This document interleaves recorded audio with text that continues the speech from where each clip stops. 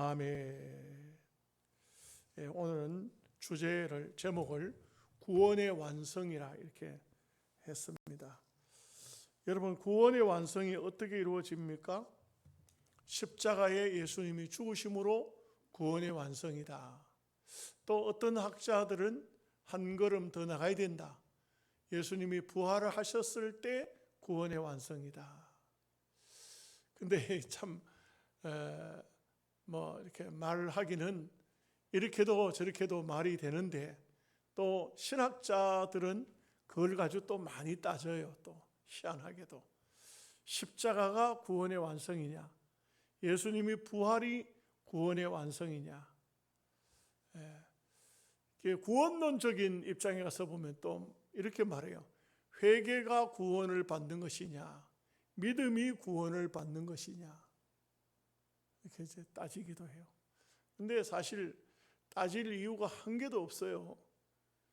한 개도 없는 게, 구원이라는 것은 구원론적인 입장에서 보면 예수 믿으면 구원이지만, 그러나 단계적으로 보면은 하나님께서 우리를 선택해야 되고, 선택이 제일 먼저 시작돼요. 선택이 되고, 선택된 백성은 부르심을 받아요. 반드시 선택된 백성은 누구한테든지 간에 부름을 받아요. 누구를 통해서라도. 신기한 것은 때가 되면요, 아주 너무 쉽게 교회를 나오는 수도 있어요.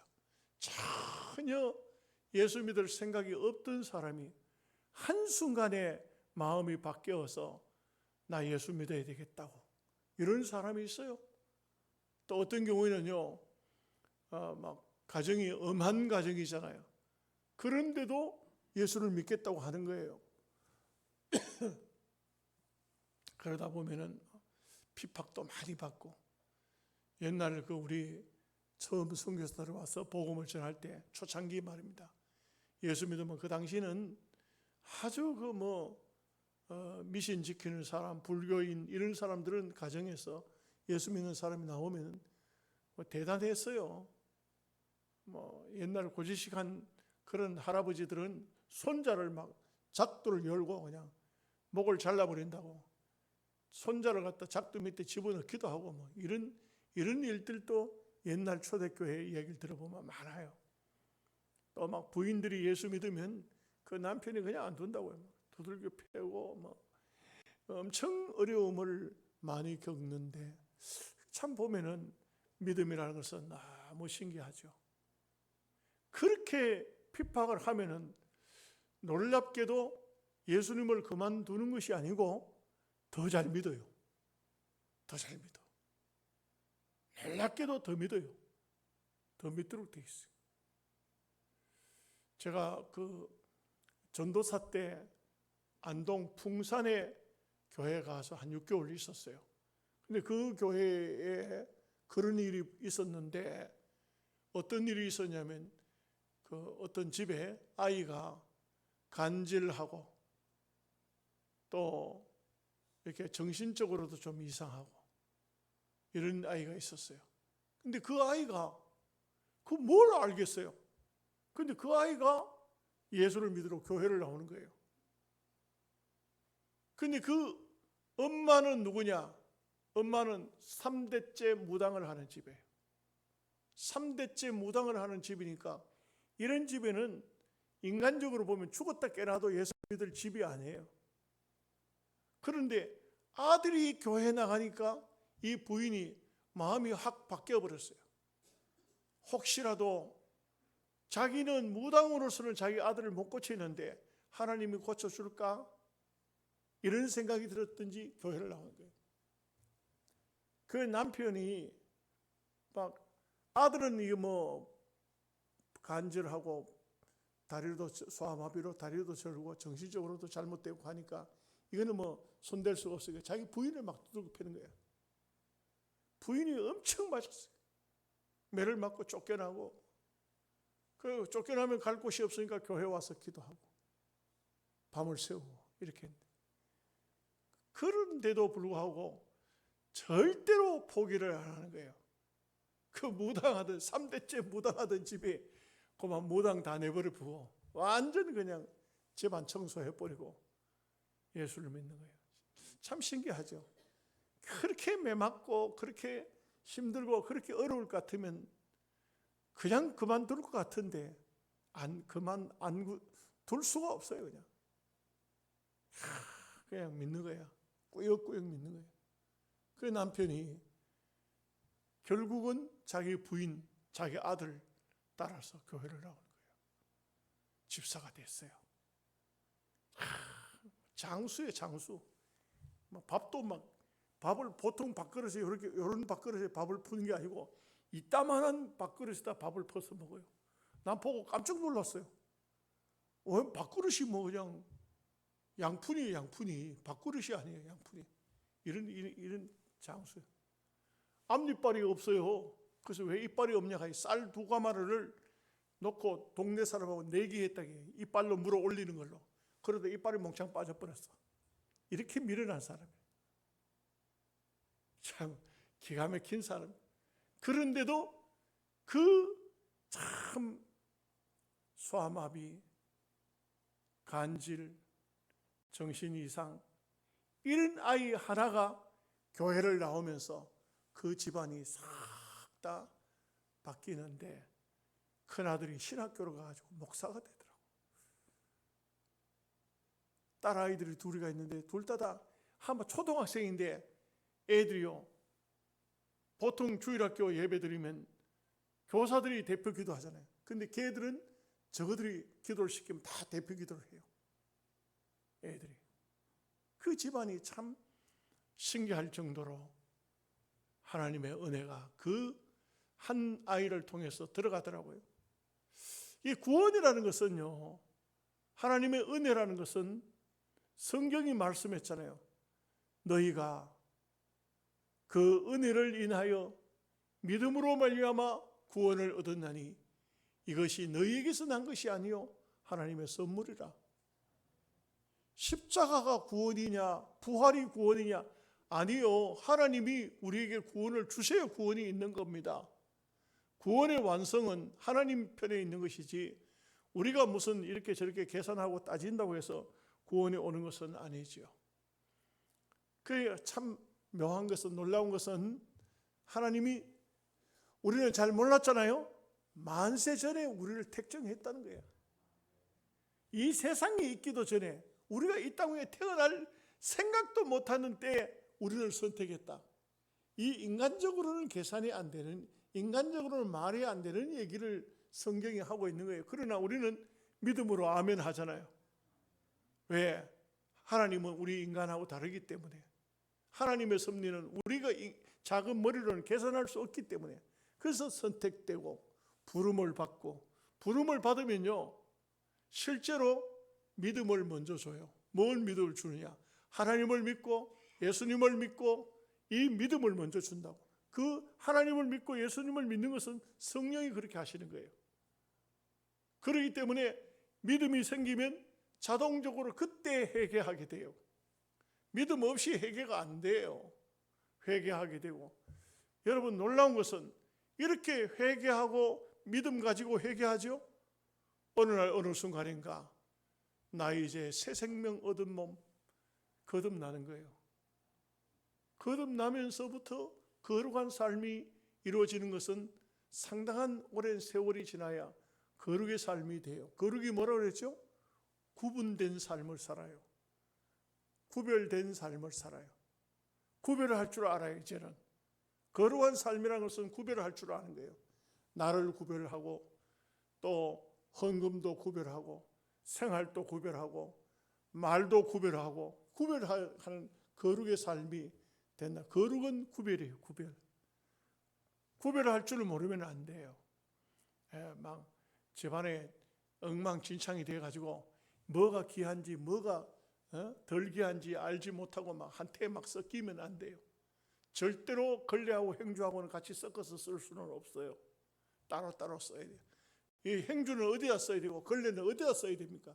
이 다른 거예요. 이게. 우리가 이 세상을 사는데 거룩한 삶이 참, 우리가 날마다 찬송을 부르지만 거룩 찬송을 부르지만 찬송을 부르는 걸로 끝나면 안 돼요. 우리의 삶이 거룩해야 되는 것이지. 구원의 완성, 이것은 십자가를 통해서는 우리의 죄값을 치른 것이고, 죄값을 치르고 난 다음에 영수증을 받는 것이 부활이에요. 그러니까 이 십자가와 부활은 뗄래 뗄 수가 없어요. 하나예요, 하나. 구원의 완성이 이루어진다 이거죠. 예수님의 십자가를 통해서 구원의 완성이 이루어진다. 33절 34절 말씀 같이 읽겠습니다. 제6시가 되매 온 땅에 어둠이 임하여 제9시까지 계속하더니 제9시에 예수께서 크게 소리 지르시되 엘리 엘리 라마 사박다니 하시니, 이를 번역하면 나의 하나님 나의 하나님 어찌하여 나를 버리셨나이까 하는 뜻이라. 그 성경에 보면 항상 구약 성경을 이렇게 따가지고 왔을 때는 그 옆에 성경 구절이 적어져 있죠. 어디입니까? 시편 22편 1절. 22편 시편을 보면은요, 다윗이 엄청 어려울 때 하나님 앞에, 하나님 어째서 나를 버리셨나이까? 하나님이 다윗을 버렸을까요? 버린 게 아니죠. 근데 이제 다윗이 믿음이 없어서 그런 말을 했을까요? 그것도 아니죠. 다윗이 막 버림받은 듯한 그런 느낌으로 하나님 앞에 기도했는데, 이 기도문을 기록해 놨더니 이것이 바로 세월이 흘러 시간이 지나 예수 그리스도의 구속의 주님이 십자가 위에서 부른 이 예언이 됐더라. 왜? 만인류의 죄를 짊어지셨기 때문에 하나님 앞에 버림을 받을 수밖에 없는 것이요. 예수님이 온전한 버림을 받은 것이 아니라 죄에 대해서 예수님이 짊어지셨기 때문에, 최고의 죄인이 만인류의 죄를 지셨기 때문에 십자가 위에서 온전히 하나님의 아들이 아니라 구속주로서 버림을 받은 것입니다. 엘리 엘리 라마 사박다니, 번역하면은 나의 하나님 나의 하나님 어찌하여 나를 버리셨나이까. 참 우리 성도들도 믿음의 삶을 살지만 정말 어떤 때는 하나님 왜 내 기도를 안 들으십니까? 하나님 왜 나에게만 이런 고난을 주십니까? 하나님 내가 너무 마음이 아픕니다. 너무 괴롭습니다. 나를 버리시는 거 아닙니까? 물을 때가 있죠. 이런 기도를 안 해보셨습니까? 이런 삶을 안 살아보셨어요?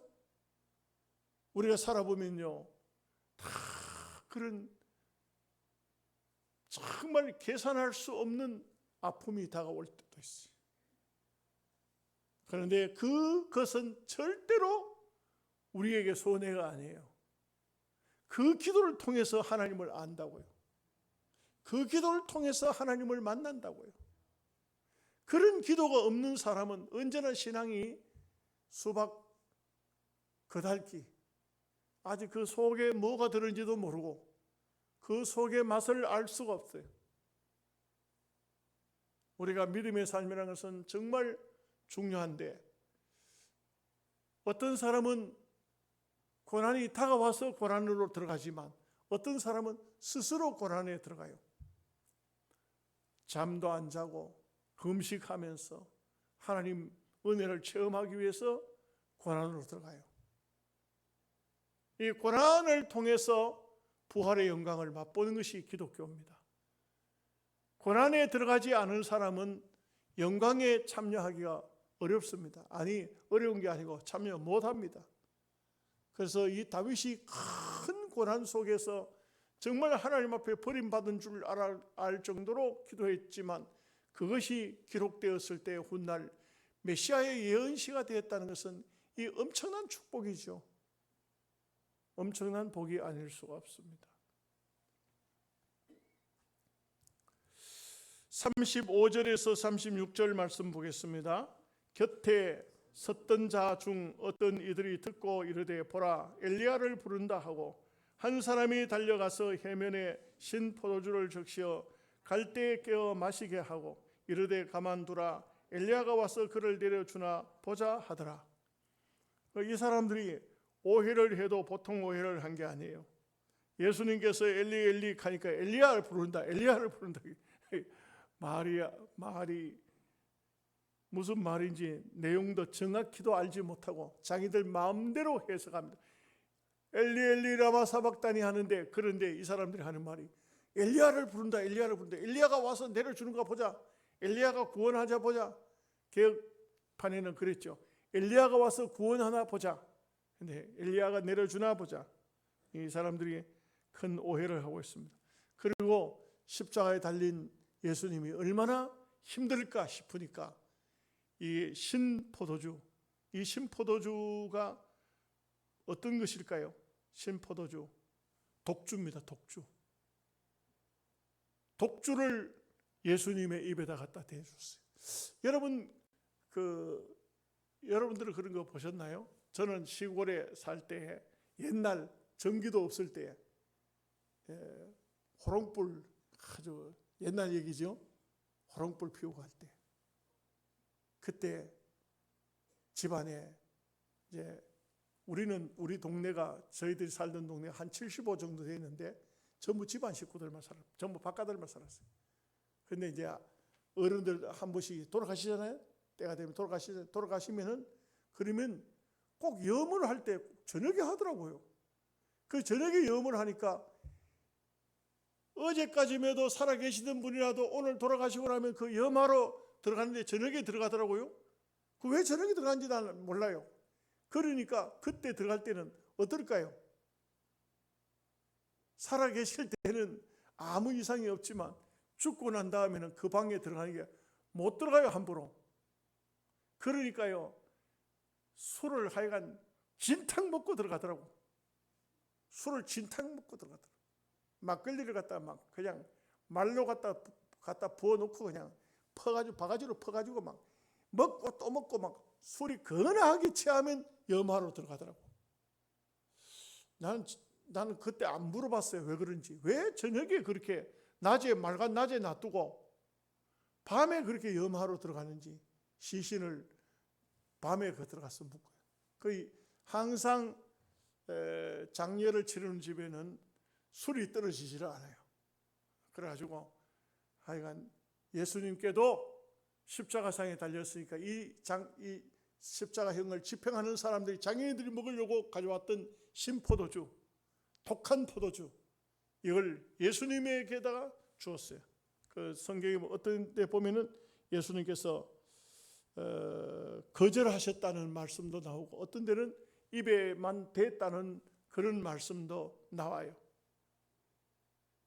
그래서 포도주를 더 고통을 좀 참을 수 있도록 하기 위해서 포도주를 준 것으로 이해가 되어집니다. 37절 38절 말씀 보겠습니다. 예수께서 큰 소리를 지르시고 숨지시니라. 이에 성소휘장이 위로부터 아래까지 찢어져 둘이 되니라.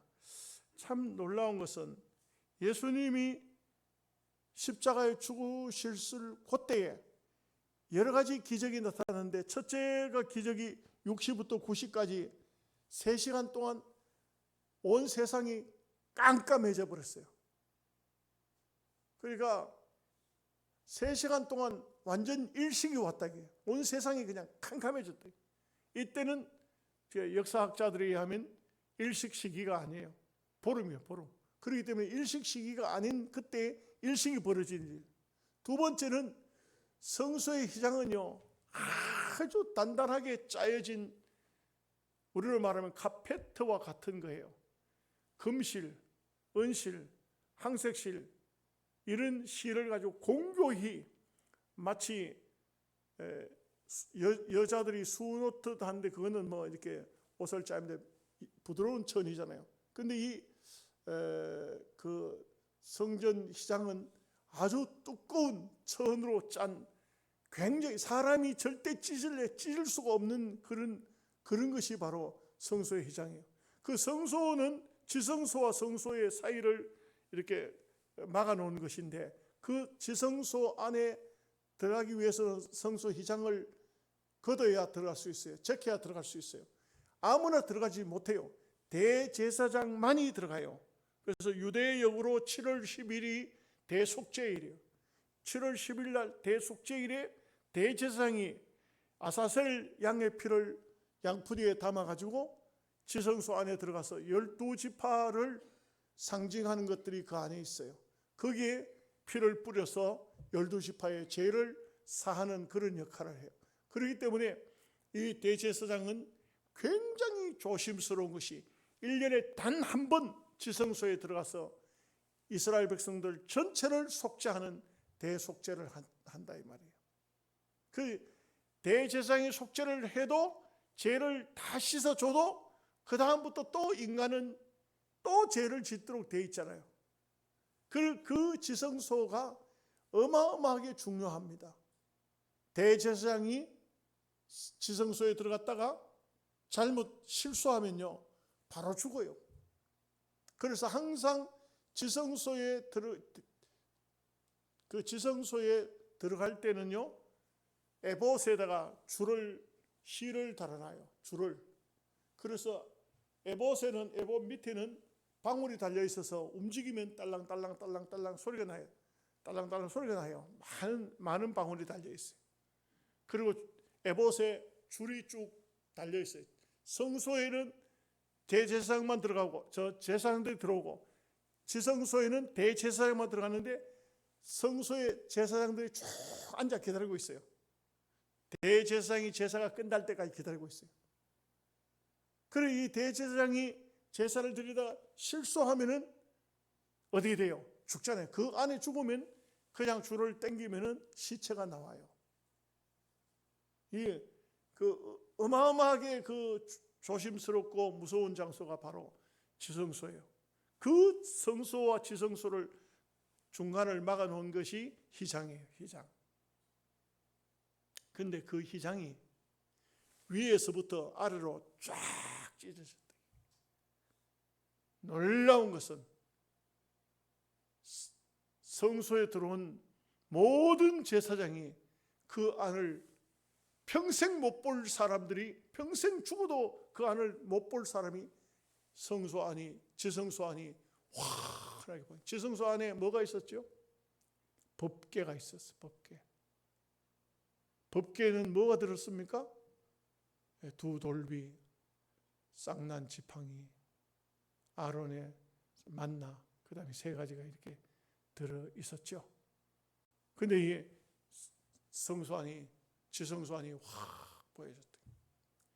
예수님이 십자가상에 죽으셔서 운명하심으로 이제는 성전이 폐지가 돼요. 성전이 필요가 없어요.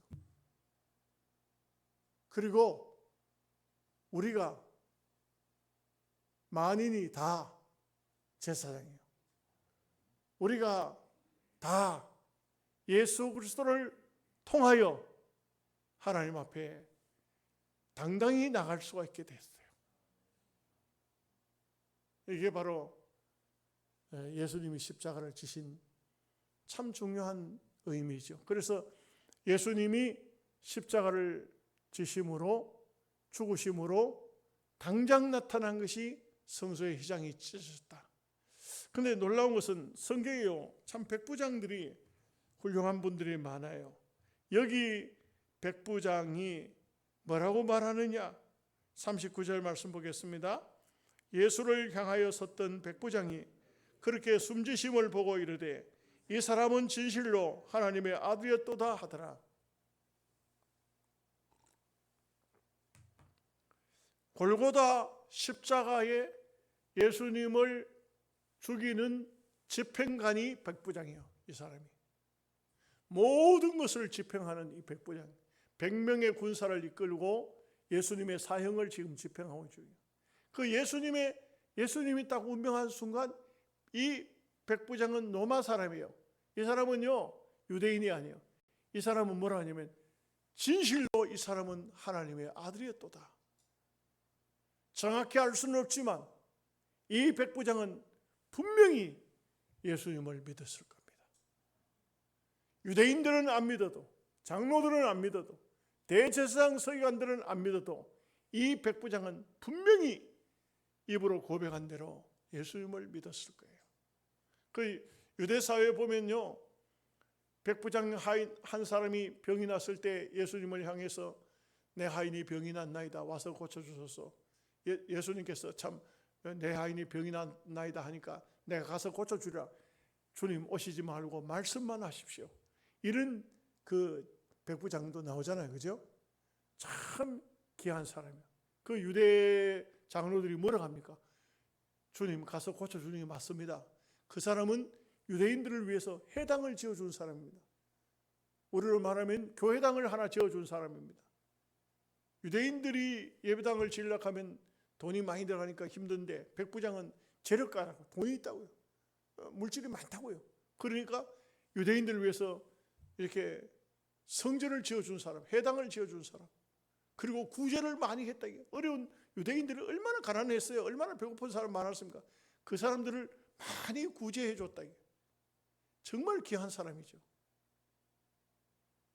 남을 위해서 내 물질 가지고 한다는 거 정말 귀하죠. 예. 나훈아 씨가 요즘에 뭐 전국 투어를 하는가 봐요. 나훈아 가수.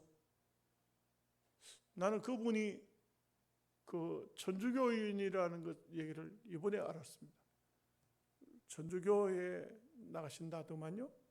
그 이분이 이제 노래를 이제 1절, 2절 있으면 이제 1절 부르고 난 다음에 간주하는 사이에 무슨 얘기를 했냐면은 김정은이 이 돼지 같은 놈이 지 혼자만 잘 처먹고 살을 돼지처럼 져가지고 백성들은 굶어 죽는데도 돌보지 않는다고 그렇게 말을 했는가 봐요. 그랬더니 그 청중들이 듣는 사람들이 모두가 박수를 치고 좋아했다는 거예요. 그런데 그냥 이 얘기가 끝나고 난 다음에 그게 말이 나오니까 이 김정의를 지지하는 사람들이 나훈아를 막 욕을 한다는 거야. 지금 노인들한테 표 팔아먹으려고 엉뚱한 짓을 한다. 근데 여러분 나훈아 그 콘서트 하는데요, 표 구하는 게요 하늘의 별 따기예요. 하늘의 별 따기. 몇 시 몇 분에 표를 판매한다, 예약한다 하는데 그 시간에 딱 모든 거 준비했다 탁 눌렸는데 벌써 800 몇 명이 밀려두고 기다리러 갔더니 뭐 얼마 정도 지나니까 그 표 살 수가 없대. 못 산대.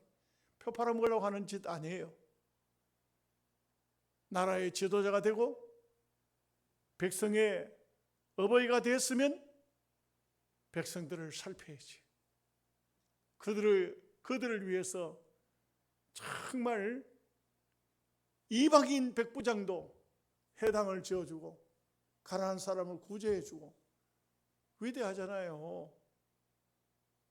그 사람이 하인이 병났다고 하니까 예수님께서 내가 가서 고쳐줄게.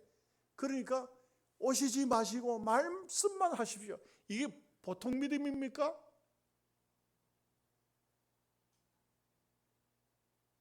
여러분들도 그냥 말씀만 하시면 되는 줄로 그렇게 믿어지십니까? 아이고 목사님 내 아프다 해도 와서 신방도 안 하고 전화로 기도해 주고 말았다고. 코로나인데 어떻게 가? 병원에 가도 들어가지도 못하는데 어떻게. 그러나 병원에 안 들어가도 교회에서 강단에서 기도해도 여러분들에게 그런 하나님의 은혜가 임할 줄로 여러분이 혹시 믿어지십니까? 야, 우리 교인들은 믿음이 대단히 좋아요. 네. 그렇습니다. 우리가 신앙이라는 것은 진정한 신앙이라는 것은 손에 잡혀야 되고 눈에 보여야 되고 귀에 들려야 되고 이런 게 아니잖아요. 참 우리는 믿음으로 가면 안 되는 게 없잖아요. 아멘 하십니까? 예, 믿음으로 하면 모든 것을 아멘 할 수 있습니다.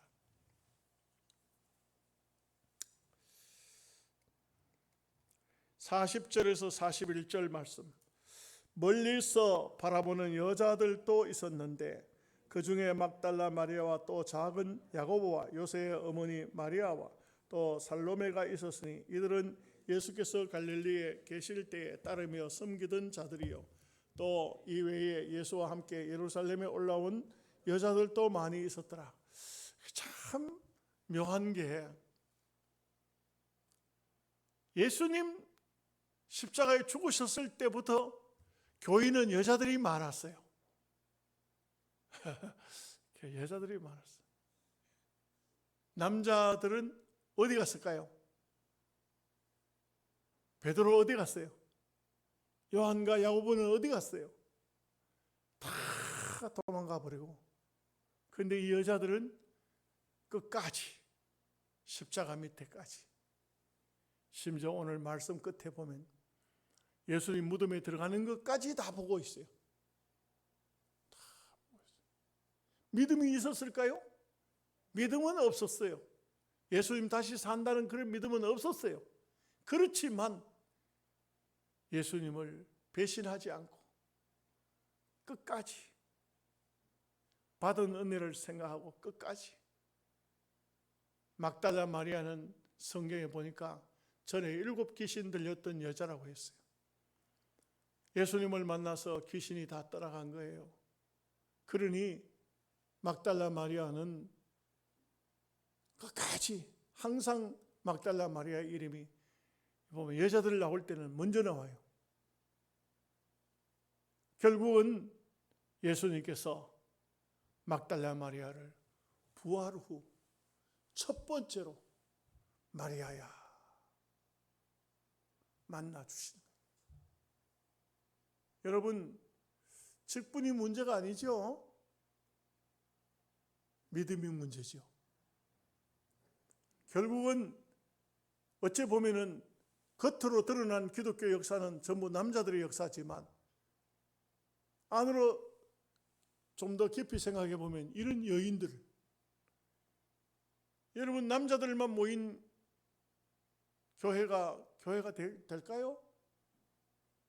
뭐 제도 안에 있는 군인 교회 같은 경우는 되지만 그 외에는 잘 안 돼요. 내일 이제 소망교도소를 가게 되는데 소망교도소에 그는 우리가 예배로 가면 남자들만 나와요. 남자들만. 여자들이 있는지 없는지는 잘 모르겠어요. 남자들만 나와요. 우리 교정선교도 남자들만 갔어요. 그러니까 이게 뭐 교정선교가 남자들 모이고 선교팀도 남자들만 가니까 별로 재미가 없는 것 같아요. 그래가지고 이제 어느 때부터는 그 이경미 찬양사 이제 데리고 가요.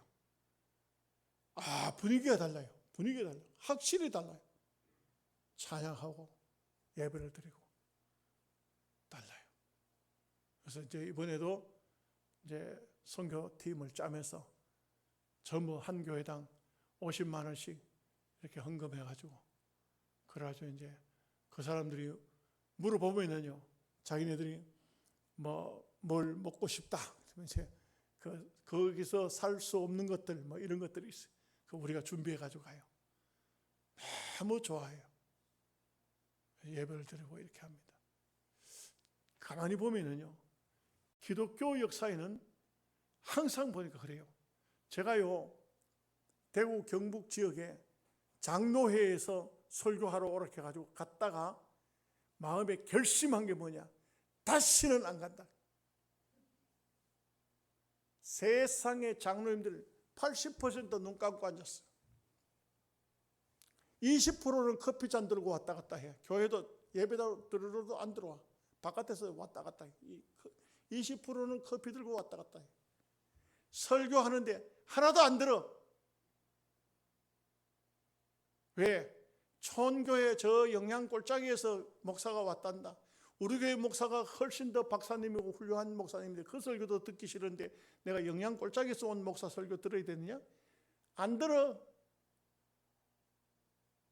근데요, 건사님들 여전도에 이런 데 가면요, 대단해요. 제가 인기가 막 보통 인기가 아니에요.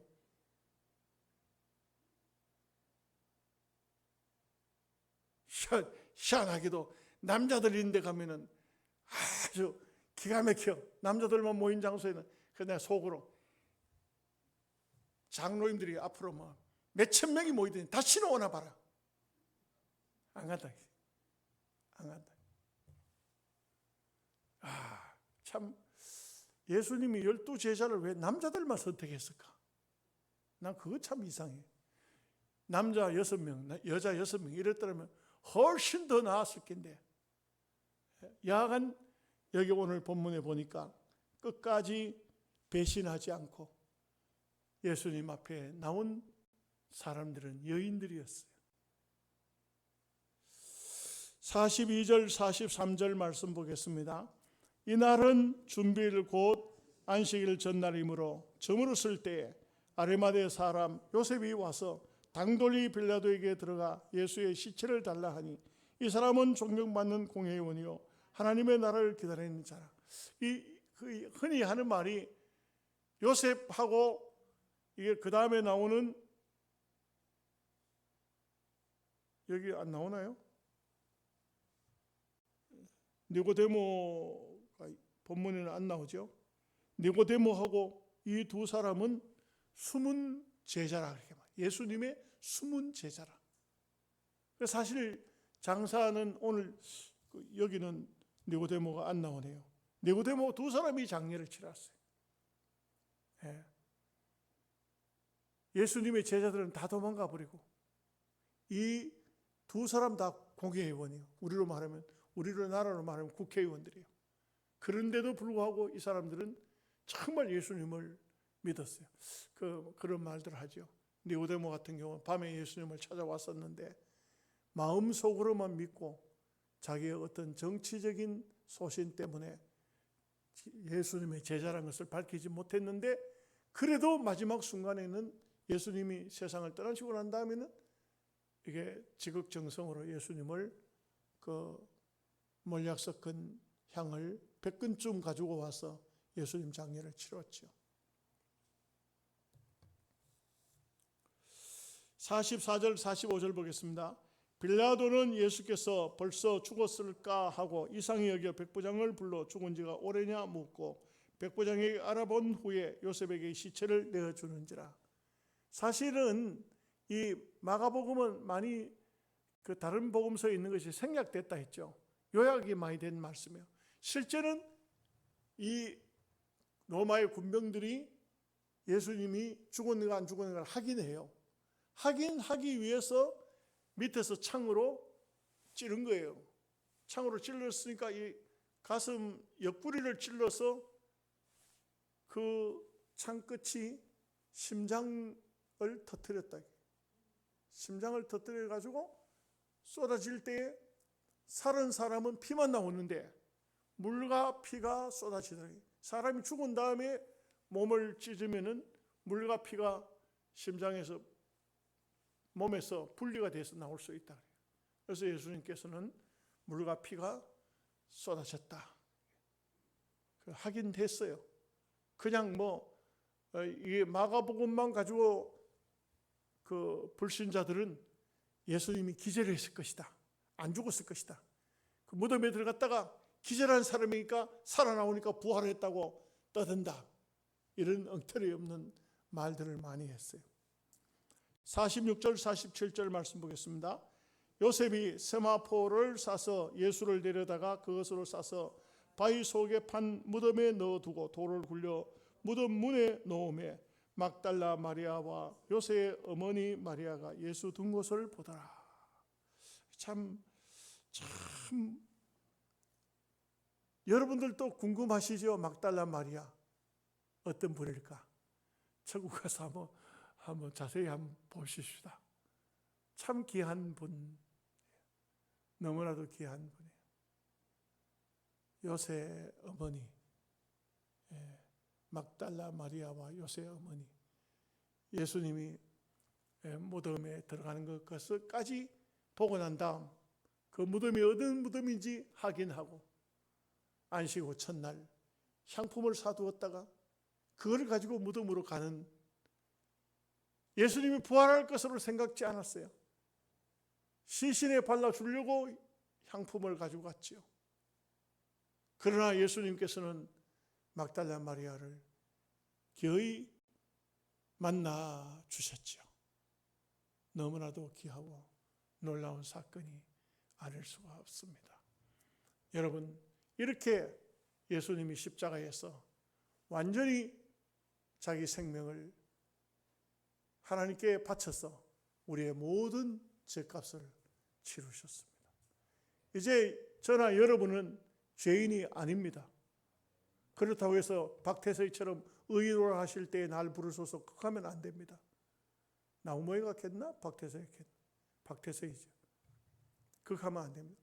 우리는 여전히 주여 죄인입니다. 이지만 하나님께서는 예수님의 보혈로 우리를 다 씻어서 우리는 그리스도의 신부로 부족함이 없도록 하나님께서 우리에게 구원을 완성시켜 주셨습니다. 얼마나 감사한 것입니까? 하나님 앞에 더 많은 감사와 영광을 돌려야 될 줄로 믿습니다. 기도하겠습니다. 하나님 아버지 감사합니다. 우리는 이 땅 위에 태어나서 조상의 죄와 또 우리의 죄로 인하여서 완전히 죽었던 저희들인데 예수님의 보혈 십자가 위에서 몸버려 우리의 죄값을 지불하심으로 우리가 이제는 영원한 생명을